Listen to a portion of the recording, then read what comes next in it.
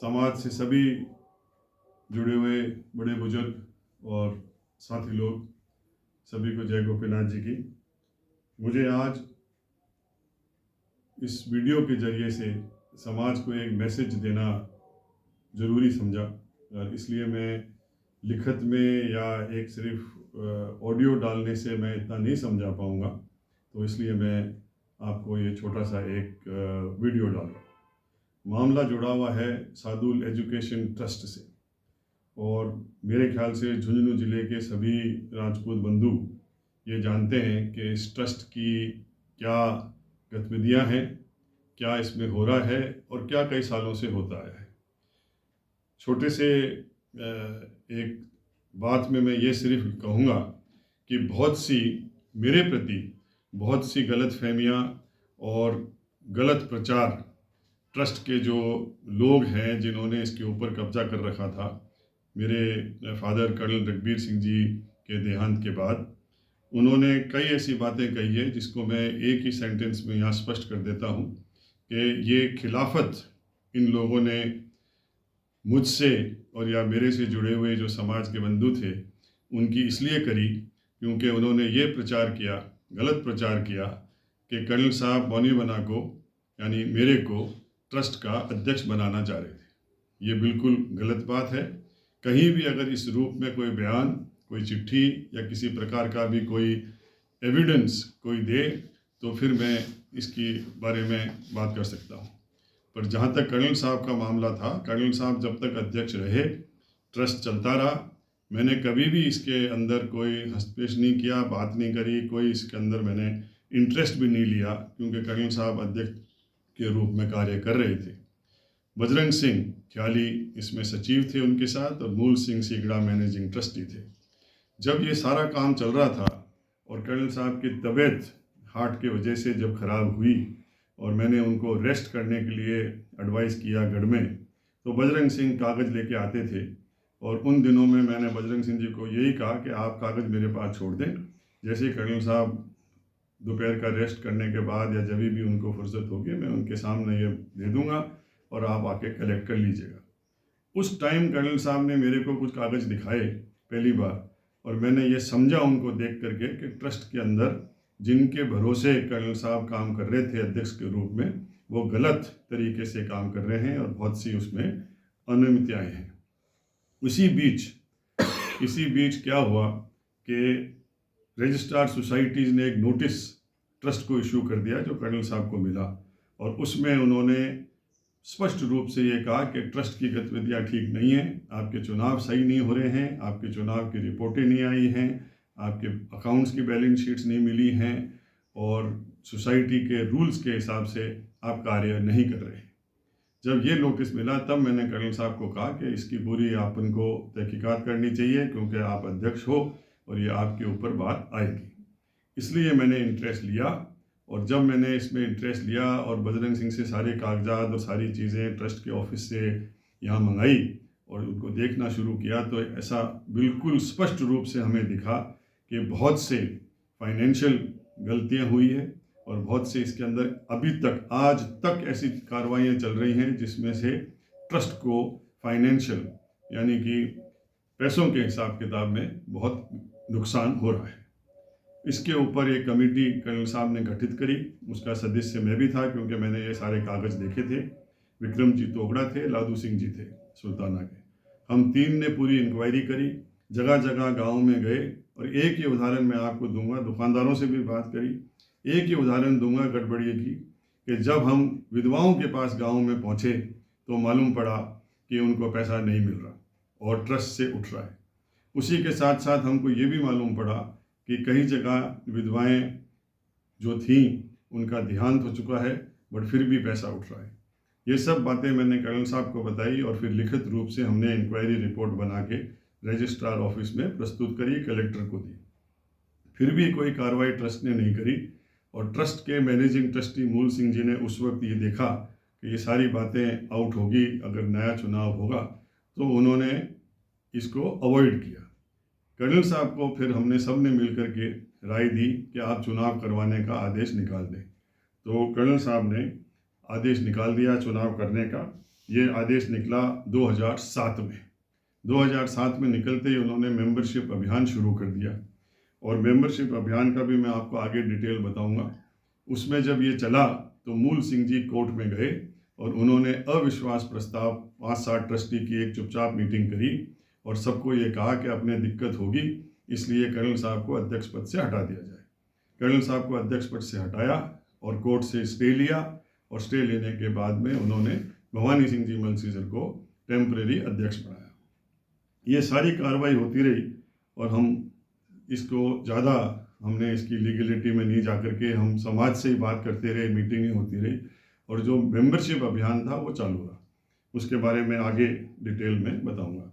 उसके बावजूद जब बाद में इन्होंने चुनाव कराए और भी केसेस इन्होंने कोर्ट में किए, डिस्ट्रिक्ट कोर्ट में, और फिर कर्नल साहब को ये राय दी गई कि आप इसमें हाई कोर्ट से आदेश लें।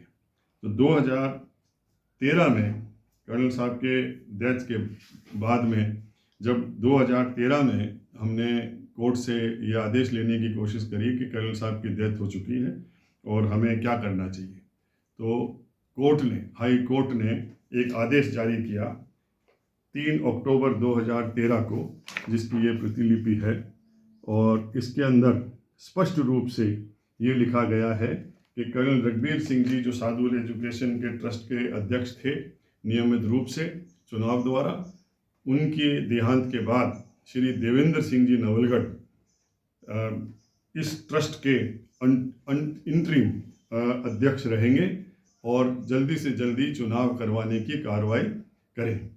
हमने इस आदेश को कलेक्टर को दिया। कलेक्टर उस टाइम जो थे उन्होंने इस आदेश के ऊपर हाई कोर्ट को यही सूचना दी कि नीचे वाले कोर्टों में कोई केसेस चल रहे हैं, अगर वो सेटल हो जाएं तो हम चुनाव की प्रक्रिया शुरू करवाएंगे। इसी बीच ये मामला चलता रहा और केसरी सिंह जी मंडावा इस ट्रस्ट के अध्यक्ष के रूप में स्थापित हुए। हमने कोशिश करी कि हम उनको ये सारी बातें समझाएं, बताएं, परंतु उनको भी भ्रमित किया कुछ लोगों ने। ख़ास तौर से ये दो ही हैं, मैनेजिंग ट्रस्टी और सेक्रेटरी जो थे उस वक्त भी थे, राज भी हैं शायद, उन्होंने उनको भ्रमित किया। फिर भी देवेंद्र सिंह जी का ये विचार था कि अपन कोर्ट के आदेश को लेकर के समाज के बीच में जाकर के और अपने ही भाई बंधुओं को हटा करके चुनाव कराएं या उसके बीच में कुछ करें, अच्छा नहीं लगेगा, इसलिए अपन केसरी सिंह जी से बात करते हैं। मैं खुद देवेंद्र सिंह जी, गज सिंह जी अलसीसर, रणधीर सिंह जी मंडावा और केसरी सिंह जी, हम 2-3 बार मंडावा हवेली में मिले, बातचीत हुई और हमने उनको सारी बातें समझाई। और हमने ये भी उनको समझाया कि जो ट्रस्ट जिन लोगों के हाथ में अभी चल रहा है, केसरी सिंह जी आप नहीं समझ पा रहे हो कि क्या गड़बड़ियाँ हो रही है, हमें सारी चीज़ों का मालूम है। इसमें एक नया सिस्टम अपन चालू करें जिससे कि अच्छे लोग, साफ सुथरे लोग इस ट्रस्ट की मैनेजमेंट को संभालें और वर्किंग कमेटी भी अलग से चुनाव करा के अपन इसको ठीक करें। उन्होंने ये कहा कि ठीक है, मैंने आपकी बात सुनी है और मैं ट्रस्ट के लोगों से बात करता हूँ। उससे हमारे को ये जाहिर हो गया कि ट्रस्ट कभी भी इस बात के लिए हाँ नहीं करेगा, क्योंकि उन्हीं लोगों के हाथ में था जिन्होंने ये सारी गड़बड़ियाँ हमारे इंक्वायरी रिपोर्ट में जो है करी थी। उसके बावजूद देवेंद्र सिंह जी ने यही कहा कि मैं नहीं चाहूँगा कि केसी दादा भाई के खिलाफ अपन ज़्यादा इसको उठाएं और कोशिश करेंगे कि वो समझ जाएं तो अपन इसको सॉल्व कर लेंगे, परंतु ऐसा नहीं हुआ। अब जो सिचुएशन आज की तारीख में आ रही है वो ये है कि केसरी सिंह जी की डेथ के बाद, उनके देहांत के बाद एक चुनाव होना चाहिए। ट्रस्ट का सारा रूप जो है वो जो हम चाह रहे थे 2007 में हो, उसी रूप से होना चाहिए। मेंबरशिप होनी चाहिए और लोग उसी हिसाब से आकर के अपना डिसीजन लें कि किसको हमें ट्रस्टी बनाना है। घर में ही बैठ करके 5 आदमी 6 आदमी चुपचाप मीटिंग कर लें, ट्रस्टीज बदल दें और एक दूसरे के ही परिवार से इधर उधर से लोगों को लेकर के अपना ट्रस्टी बनाते जाएं, ये सरासर गलत है। इसलिए मेरा आप लोगों से निवेदन है, ऐसा सुनने में है कि आजकल में ही एक दोबारा एक चुपचाप मीटिंग करने का इनका इरादा है। 5-6 जो ट्रस्टीज़ हैं उनका इरादा है कि चुपचाप ही मीटिंग कर ली जाए, ट्रस्ट के अंदर एक नए अध्यक्ष को स्थापित कर दिया जाए और जिस तरीके से माहौल चल रहा है उसी तरीके से चलता रहे। आप भी जानते हैं कि ट्रस्ट की क्या हालत है, मुझे इसके ऊपर ज़्यादा बताने की ज़रूरत नहीं है। सिर्फ इतना ही कहूँगा कि अगर इस आदेश को हम माने तो आज की तारीख में देवेंद्र सिंह जी नवलगढ़ ही अंतरिम अध्यक्ष हैं और उन्हीं की देखरेख में नया चुनाव होना चाहिए। अगर आज की मौजूदा ट्रस्टी हमारे साथ बैठ करके बात करना चाहेंगे तो हम लोग सब बैठ करके और समाज से दूसरे भी जो बड़े अपने बुजुर्ग लोग हैं उनको भी बुला करके एक बड़ी मीटिंग करके 15-20 आदमियों की जो एक दूसरे की सारी बात सुन करके ये फैसला कर सके कि आगे क्या करना है। मैं ये भी आपको बताना चाहूँगा कि ट्रस्ट की 2000 में जब कर्नल साहब अध्यक्ष थे उस वक्त एक मिनट मेरे पास मौजूद है जिसके अंदर सारी प्रक्रिया चुनाव की तय हो चुकी थी ट्रस्ट में, और इसमें सबके सिग्नेचर हैं नीचे, और इसमें सारा हो गया था कि कितनी मेंबरशिप फीस देके आदमी ट्रस्ट का मेंबर बनेगा और वही वोट देगा। उसके बाद में आपको ये भी दिखाना चाहूँगा कि उसके बाद में आप ये देखेंगे कि ये ट्रस्ट की कागजात हैं मेंबरशिप के, ये हैं नवल सिंह जी पानी के मेंबर जो बने। इसी प्रकार से इसके अंदर हर पाने के मेंबर बने हैं। ये है केसरी सिंह जी पाने का कागज़, और इसी प्रकार से आप देखेंगे तो किशन सिंह जी पानी के मेंबर बने, सबने फीस जमा कराई, और उसी प्रकार से आप आगे देखें तो जोरावर सिंह जी पाने के भी लोग मेंबर बने। ये सारे मेंबर बनने के बाद लालू सिंह जी ने इसका हिसाब रखा और ट्रस्ट के खाते में ये पैसे जमा करवाए। इस प्रकार का आईडी कार्ड उस वक्त बना जो कि हम लोगों को दे नहीं सके, क्योंकि ये फिर कोर्ट में जाकर के इन्होंने स्टे लेने की कार्रवाई शुरू कर दी।